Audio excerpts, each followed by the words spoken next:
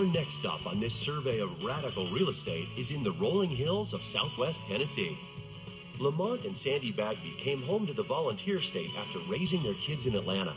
They wanted to find the perfect farmhouse, and the place they chose just outside Chattanooga might ruffle a few feathers.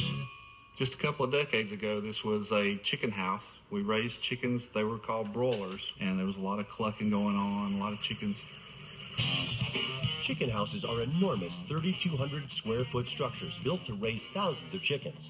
In under a year, the Bagbys transformed theirs into a half barn, half house with a 40 by 30 living space.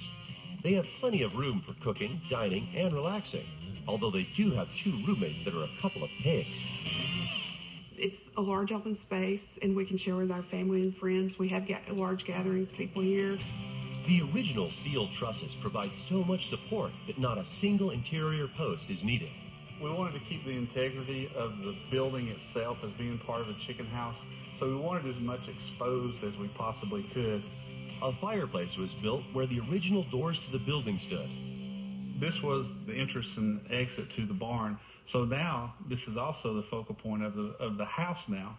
It's a big place, but when it's just Sandy and I, and it's real quiet, except for the oinks of the pigs, it's really comforting and relaxing as well.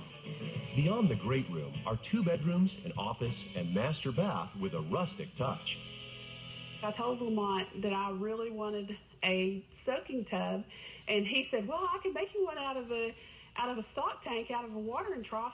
He made me go to the store, and I had to sit in every size of the stock tanks until we found just the perfect size. The biggest surprise comes down the hallway and through the doors to the barn.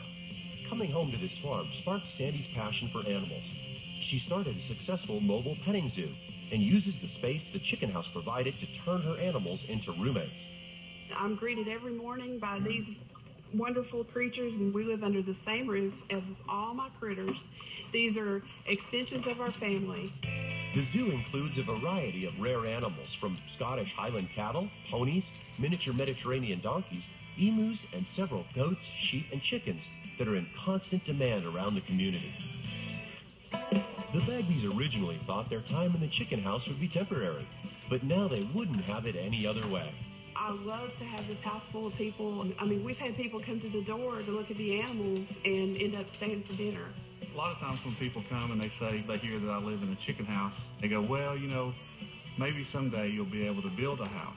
But then when they come in the door and see what we've done to it, they're amazed and in awe of how it looks and how nice it is.